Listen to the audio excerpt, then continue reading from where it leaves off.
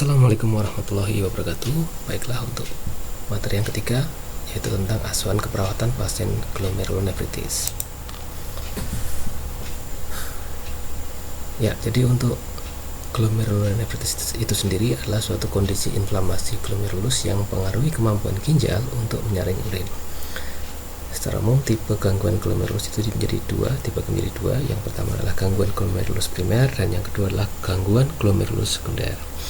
Untuk gangguan glomerulus primer itu ada terbagi menjadi 5. Yang pertama glomerulonefritis akut, yang kedua glomerulonefritis progresif cepat atau rapid glomerulonefritis atau RPGN, yang ketiga adalah sindrom Goodpaster, yang keempat adalah sindrom nefrotik, yang kelima adalah glomerulonefritis kronik. Sementara untuk gangguan glomerulus sekunder itu terbagi menjadi 2, yaitu nefropatik diabetes dan nefritik lupus. Ini adalah merupakan gambaran organ yang terkena gangguan yang namanya glomerulonefritis, yaitu daerah glomerulus. Sebelah kanan ini adalah merupakan gangguan yang terjadi. Kita bisa bandingkan antara gambaran yang normal dan yang tidak normal atau yang sudah mengalami gangguan. Jadi kondisi yang atas ini adalah kondisi glomerulonefritis yang normal, tidak ada pembesaran, tidak ada sumbatan, dan tidak ada masalah di lapisan selnya. Tapi yang bawah ini adalah merupakan gambaran dari masalah yang terjadi pada glomerulus yang kita kenal sebagai glomerulonefritis, yaitu adanya endapan di area subendotel dan juga di area endotel, terjadi pembengkakan sel, dan di area subendotel juga terjadi deposit di sini. Jadi deposit ini akan mempengaruhi proses filtrasi di area glomerulus, sehingga memungkinkan memungkinkan protein dan juga darah untuk keluar bersama urin karena proses filtrasinya tidak sempurna. Penyebabnya secara umum adalah karena yang pertama adalah karena faktor infeksi Streptococcus dan infeksi virus. Tanda dan gejalanya secara umum juga adalah yang pertama hematuria atau adanya kencing darah. Terus yang kedua adanya proteinuria atau kadar protein di dalam urin. Yang ketiga adanya udim baik pada tangan dan wajah. Terus yang keempat adanya malaise atau sakit kepala, mual dan muntah, hipertensi, gangguan kelebihan cairan. Di sini bisa kita lihat dari responnya. Yang pertama dyspnea, pembesaran vena leher, udim periorbital, udim di wajah dan tangan serta kaki, dan urin berwarna gelap atau berwarna kola. Yang pertama tanda dari ataupun penyebab dari glomerulonefritis akut. Ini disebabkan karena penyakit sistemik atau penyakit glomerulus primer. Yang sering terjadi adalah glomerulonefritis pasca Streptococcus akut.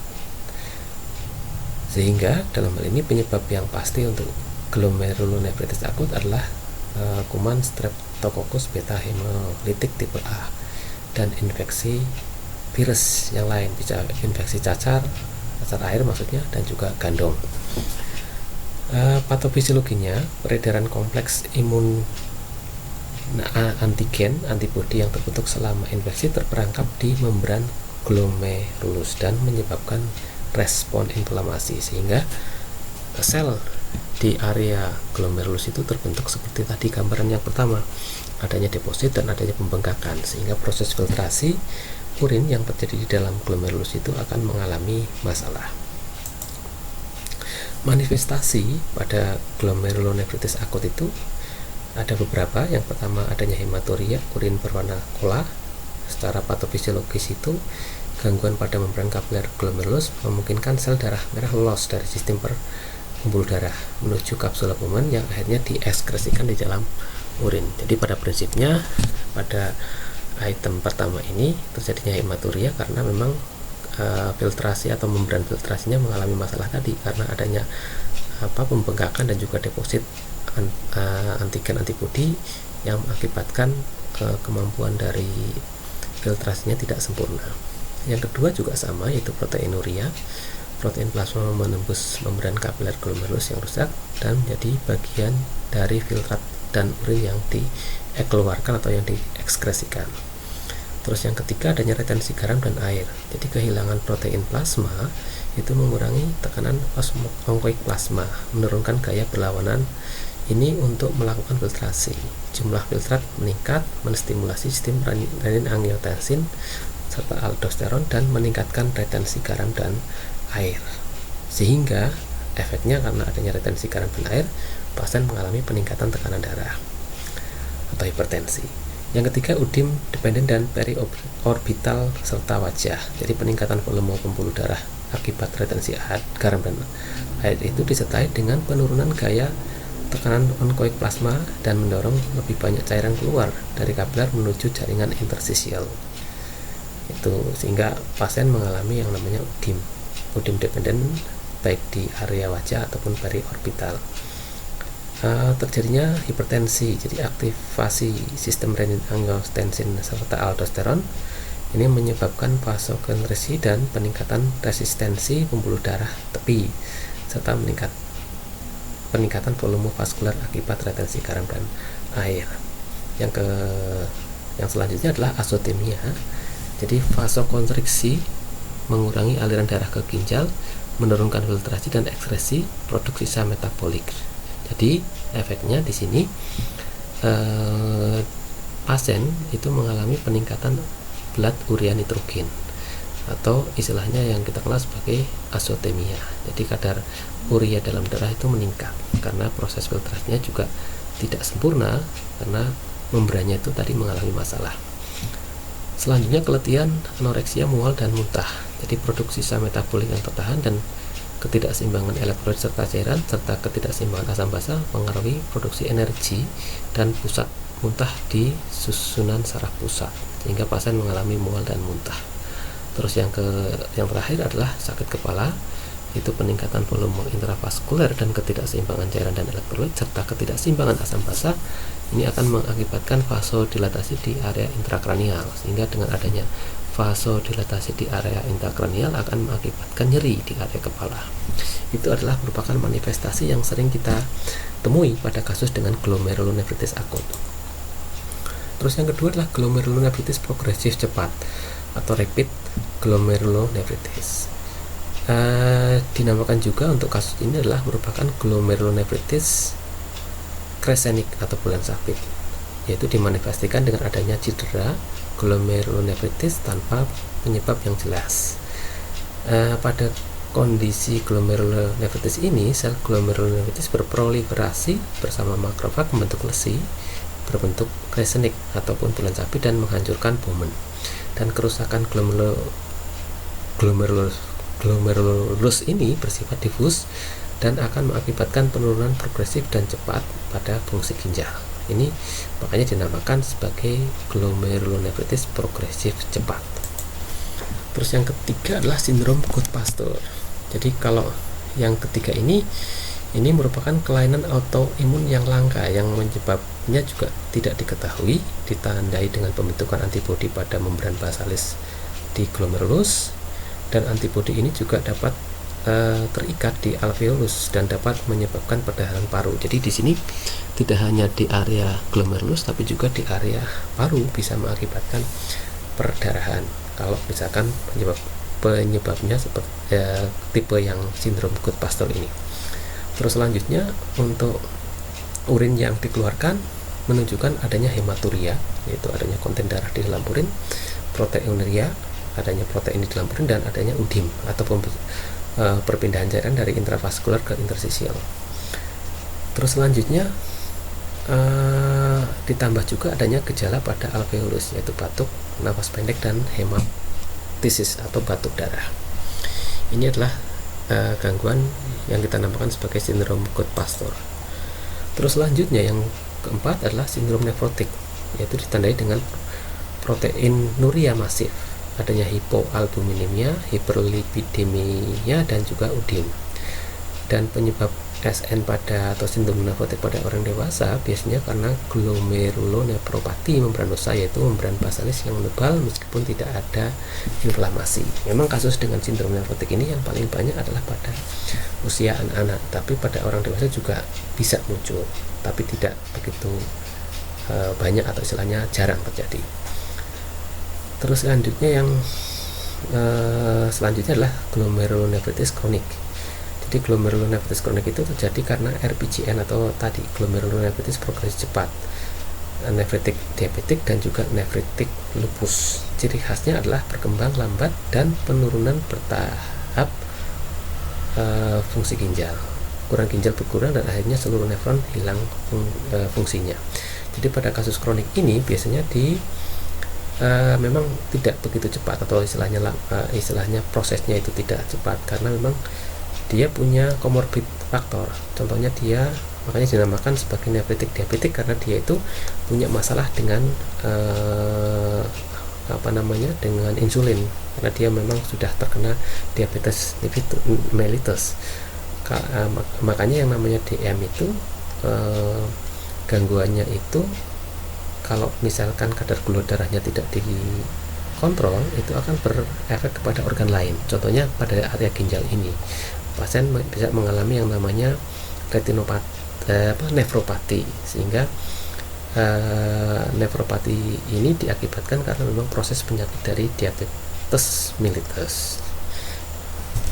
Dan yang kedua adalah nefritik lupus. Kalau nefritik lupus ini karena memang penyakit SLE, systemic lupus erythematosus, atau penyakit autoimun.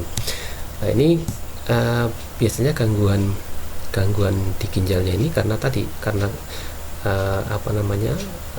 refleks proses autoimun antibodi karena penyakit autoimun tersebut akan membuat proses di mana terjadi inflamasi dan juga deposit di area membran glomerulus, sehingga proses tadi itu juga akan berefek kepada proses filtrasi urin yang keluar tadi, yang akan mengakibatkan proteinuria, hematuria, dan pasien mengalami udim tadi. Tapi basicnya adalah diakibatkan ataupun penyebab pertamanya ataupun penyebab dari nefritis lupus itu karena memang dia ataupun pasien tadi mengalami penyakit yang namanya SLE tadi atau systemic lupus erythematosus. Jadi hampir mirip dengan tadi. Kalau nefritik diabetik diakibatkan karena pasien mengalami DM, tapi kalau nefritik lupus pasien diakibatkan karena dia mengalami penyakit yang namanya SLE tadi atau systemic lupus erythematosus, atau istilahnya penyakit autoimun. Untuk penata laksanaan, jadi pengobatan simptomatik diberikan diuretik golongan furosemid. Selain fungsinya untuk mengurangi udim yang terjadi, dia rendah garam, jadi asupan natriumnya dikurangi. Dan pada edem anasarka ataupun gangguan pernafasan akibat asites masif dapat digunakan diuretik secara agresif dan kombinasi dengan pemberian albumin secara intravena. Juga diberikan antibiotika kalau memang disinyalir adanya infeksi di situ. Selanjutnya untuk pengobatan kausal itu ada beberapa pilihan. Jadi untuk pengobatan kausal ini terutama diberikan obat golongan kortikosteroid. Yang pertama adalah prednison, yang kedua adalah siklosfamid, dan yang ketiga adalah chlorambucil. Jadi kalau prednison ini fungsinya diberikan sekitar dosisnya 2 mg per kilogram berat badan per hari atau sekitar 60 mg per meter persegi luas permukaan badan, dan diberikan secara oral. Siklosfamid ini diberikan kalau memang pemberian prednison itu tidak bisa diberikan karena memang dia itu mempunyai efek samping dengan pemberian prednison. Dosisnya 2-5 mg per kilogram berat badan per hari, dan biasanya tidak dianjurkan lebih dari 90 hari. Dan yang ketiga, chlorambucil ini lebih sering digunakan pada anak-anak dan punya efek samping seperti siklosfamid. Dosisnya 0,1 sampai 0,2 mg per kilogram berat badan per hari.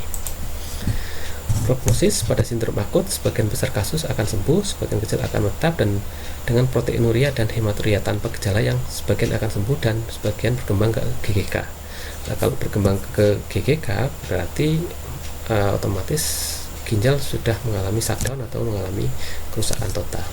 Dan pada glomerulonefritis progresi cepat, progresi buruk, karena sebagian besar kasus akan berkembang jadi gagal ginjal terminal yang biasanya tidak pulih kembali, karena memang kalau pada kasus ini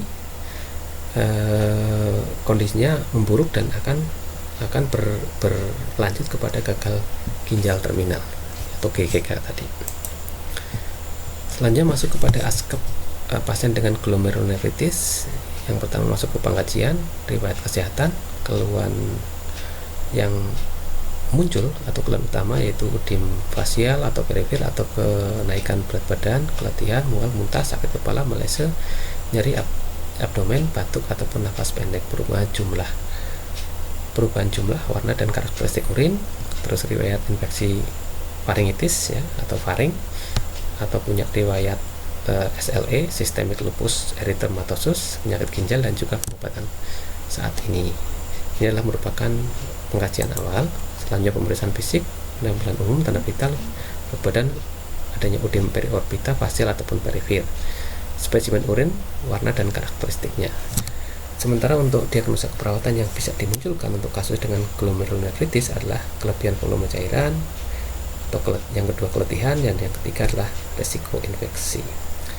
Demikian tadi untuk materi yang ketiga, yaitu tentang ASKEP pada glomerulonefritis. Terima kasih. Assalamualaikum warahmatullahi wabarakatuh.